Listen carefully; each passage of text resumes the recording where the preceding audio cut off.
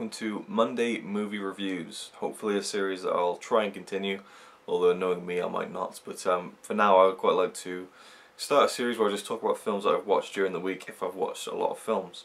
I've currently been keeping a list of every film I've watched this year so far. So let's just go straight into it. From last Monday to Sunday yesterday, here are the films that I watched and what I thought of them. The first one, which was on the Monday, was Drive. Absolutely love Drive. It was the second time seeing it. I originally saw it when I first bought it on Blu-ray.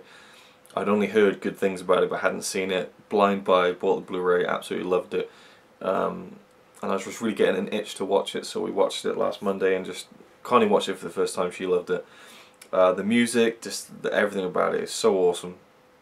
I could call it a unique film, although I'm sure there are a lot of films that are like it in tone and everything like that, but to me it was very unique and stood out and just really drew me in without really doing much, you know, in terms of like Ryan Gosling's character kind of not really saying anything for like the first 20 minutes of the film.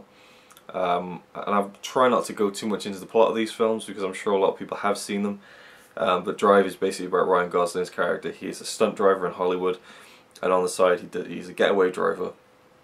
And he just gets involved in, it's a bit like Breaking Bad in a way. He gets involved too deep in this kind of world of crime that really he didn't really plan to get into. It just kind of keeps snowballing, and you know, you just see the depths that his character sinks to you know, to survive basically. Then the next day, Tuesday, we watched Ed TV. This is a film from 1999. It's directed by Ron Howard, and it stars Matthew McConaughey as a guy who was selected to be the star of a TV show, a reality TV show, where he will be shown like 24/7, you know, on cable. Ellen DeGeneres plays the studio executive who pitches the idea and who brings it to life, and she helps Ed through the you know, the process of being on TV and stuff. Woody Harrelson plays Ed's kind of obnoxious brother, and he's got a great kind of family and got a great cast of characters and stuff. And Jenna Elfman plays the love interest in the film. It's really cool. I enjoy it. It's just a silly 90s comedy with a bit of depth to it. Not too much, I'd say, but I really enjoy it. And it's one of the first DVDs I ever owned, and I still have it. And it also is kind of quite. I would say it's quite a cool satire on the reality TV boom that was happening towards the end of the 90s, and then of course Big Brother and everything like that started. Really the 2000s is where it just exploded beyond all belief, but towards the end of the 90s that's when it started, you know, creeping in. But the Truman Show kind of said everything that needed to be said about that the year before, so it kind of felt like it was a bit too late to the party on that one, but it was a very entertaining film. Next we watched, a few days after that, we watched The Frighteners, which I had never seen, Peter Jackson film from 1996. Michael J. Fox stars as a guy who can see ghosts around him, and so what he does is he gets ghosts to kind of mess around with things in people's houses, so that they'll call him up to come and you know, get rid of the spirits and stuff. So he's kind of a bit of a con man, and he's kind of used the fact that he can see the dead to his advantage. And then there's kind of an evil spirit going around and killing people and stuff, and then he's suspected, and it's a really, really cool film. I enjoyed it a lot. A bit too silly, like there's a few things I was like, really? But Michael J. Fox is awesome. Peter Jackson's directing was great. There's some great characters in it. It's not one that I thought I would love as much as I thought I would, because, you know, I thought, wow, Michael J. Fox, Peter Jackson, but I did enjoy it a lot. I'm not going to rate any of these films as well, by the way. This is just going to be my kind of quick reviews and thoughts to you. Day after that we watched The Lorax, starring Danny DeVito as the Lorax, animated film from the Dr. Seuss book from probably the 70s, I'm guessing. And it's about, you know, this kid, I don't know who plays the kid, and he's in this world called, what was it, Thneedland or something. And it's kind of enclosed off from the rest of the world, and he gets outside there and he finds this wasteland and speaks to this guy called the Onceler, who tells him the story of how all the trees have disappeared, all like the natural trees, because in Thneedland it's all like artificial and everything like that, and it's run by this guy. And anyway, So the Lorax is actually mostly seen in the film through flashback, and considering the Lorax is kind of like the main kind of thing on the posters, and Danny DeVito is the Lorax, he's not really in it as much. It's almost like the Beetlejuice in a way. Michael Keaton, he's only in the film for like 17 minutes or something. I enjoyed it. The animation was beautiful, but for me it wasn't one of those animated films that just really blew me away with the story or the animation. Although I did think the animation was great, there was nothing that made me think, wow, that was, you know. It was mostly just enjoyable, not one I'd revisit over and over again. Then the day after that we watched Dawn of the Dead, the classic 1978 zombie picture, in which Connie tried to watch with me about a year and a half ago, and she just said, this is awful, I can't watch it, so she turned it off, and she's a big zombie fan as well. So we decided to give it another shot, and just like I told her, as soon as it gets to the mall, the film picks up a little bit more. I love Dawn of the Dead. It's just a great film about basically some survivors who go off in a helicopter and they're trying to find somewhere to hole up, and they find the shopping mall. And I don't know if it had been done before this, but I'm pretty sure it hadn't, and this was kind of the staple, you know, the starting point of this kind of like surviving in a mall situation, you know, that you've seen in, you know, the remake Dawn of the Dead, and I'm sure other films and series have done it, and there's the Dead Rising games, which are awesome, by the way. You should check out the Dead Rising games for the Xbox or PlayStation 3. Highly recommend those if you're a zombie fan, and you can almost kind of live out Dawn of the Dead. It's so awesome. So most of the film takes place in a shopping centre, and there's these group of characters who are trying to survive, and it's just really cool to see kind of what it would be like to kind of just live in a shopping mall, and you could do anything, although they have to take care of zombies, and they have to kind of make things safe for themselves, and they live in this little storeroom, and they gradually build it up over time, and you know, they dress it up a bit like an actual apartment and stuff, and how their physical, how their mental kind of, you know, how they deal with it mentally. You know, the one guy kind of starts to lose it a bit because, you know, it is a crazy situation, and it is a great film. That I love the effects. You know, the blood is like too red for real blood, so you can kind of look at it now and laugh at it, but I absolutely love it. I love the effects, the physical effects, and just the tone of the film. I love. Then we watched, in the same day, we watched The Good Son from 1993. This is a kind of, not psychological, but just a thriller. And it's quite an out there thriller because it's about kids. Elijah Wood plays a kid whose mother just passes away, and his father has to go away on business, and he really doesn't want to, but his brother convinces him, just go away on business, you know, get what you need to get done, and we'll have your son, you know, over at our place. So Elijah Wood goes to stay with his uncle and his auntie and his two cousins, played by Macaulay Culkin, and his sister, in the film and in real life. I forget what her name was, but me and Connie looked at it and thought that has to be his real sister because it just looks like Macaulay Culkin with long blonde hair. And so Elijah Wood's character, I forget what his name was, he comes to stay, and he starts hanging around with Macaulay Culkin's character, and kind of finds out he's a bit of a, kind of the seeds are being sown for a serial killer. You know, he wants to kill animals and stuff, and then we find out that he had a younger brother who died, and there's kind of a bit of, you know, did he do it, you know? And it's really creepy, and it's basically just around the time of the Home Alone films. So it's a really weird thing to see Macaulay Culkin at that age for me, because I never even heard of this film. Connie had seen it before and said that we should see it. Really dark. You know, it's great to see Macaulay Culkin circa Home Alone going, don't fuck with me. You know, and the main thing that impressed me with this film was how the kids were, the things that the kids did in the film. Like, there's stuff near the end where they're fighting on the edge of a cliff, right? And this camera angle is like, woof, goes aerial.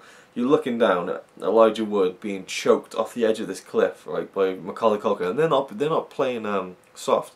They're really like going for it, and it's just like, you can just tell it's the 90s. In fact, it was 20 years ago. There's no way they were faking that in terms of, you know, the sheer drop. That was a sheer, you know, 200-foot drop to the ocean, like. And I read up on it, and it wasn't the ocean, it was a lake, and they kind of got boats to kind of make the waves and stuff. And what happened was they actually built 10 foot on top of the actual cliff, a fake cliff made out of rubber, and so that it wouldn't hurt them, and also so that they had people inside the fake section of the cliff underneath them with wires and stuff to make sure they wouldn't fall off. But I'm telling you, I was looking for signs of, like, you know, wires or anything, just because it was so impressive. And when you're looking for something to be fake, or looking for something, you know, how do they do that, and you can't, especially like 20 years ago, that is awesome. It really impressed me that. The film itself, you know, it was pretty good. I enjoyed it a lot. I wouldn't call it classic or anything. Macaulay Culkin was very sinister, but almost overdoing it, I think. But you know, he's a kid, so you can't really expect him to really get like an amazing performance, like really like down pat, like and really get like a perfect performance. But he did very well. Elijah Wood though was stand out. He's just absolutely fantastic in it.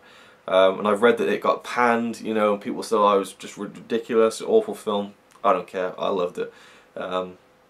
Just really enjoyable. There's also a scene in a treehouse which is again like about 50 foot in the air, and they're just hanging off it and stuff, and you can tell it's them. It's like mental. And then the final day of the week, which was yesterday, Sunday, we watched 4 films, which is unlike us really, but we just kept on watching films. First one was Faces in the Crowd from 2011.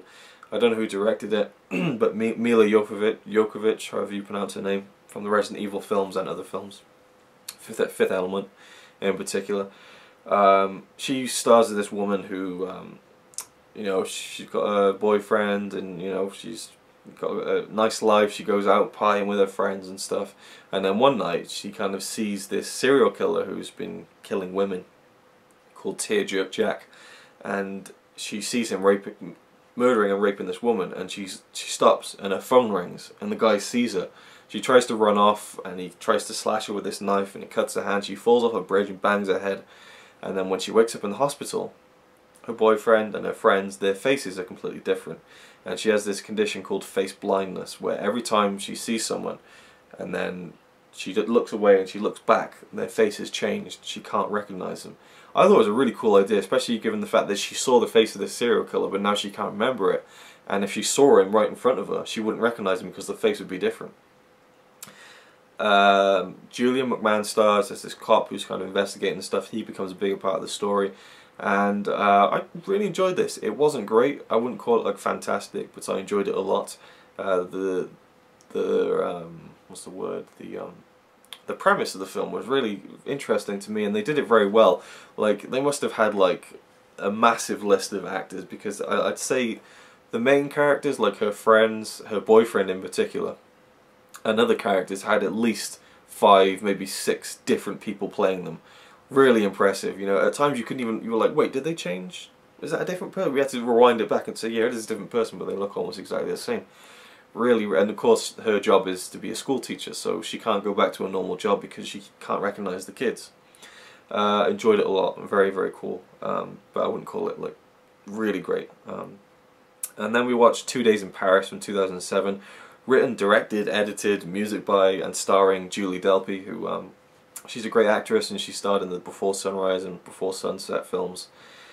She's been in a lot of other things as well. She's a French actress, and this is I think this is her first film, and it's basically about her and her as a character, and her American boyfriend visiting Paris to visit her parents basically for 2 days, and it's almost in the style of Before Sunrise. It's very conversational. There's no real kind of, well, there is a plot, but it moves slowly, but it's mainly about the conversations and stuff. There's definitely more to it than, say, Before Sunrise, Before Sunset. So I wouldn't just call it like a kind of a similar film, you know. It's kind of similar, but not, I don't even know what I'm saying. It's similar, but not too similar, I guess. But yeah, it was really enjoyable. Julie Delpy was great in it. The writing in it I thought was very good, and the story just kind of intrigues you, because it's just like, I want to know what happens next, and you just can't stop yourself from watching.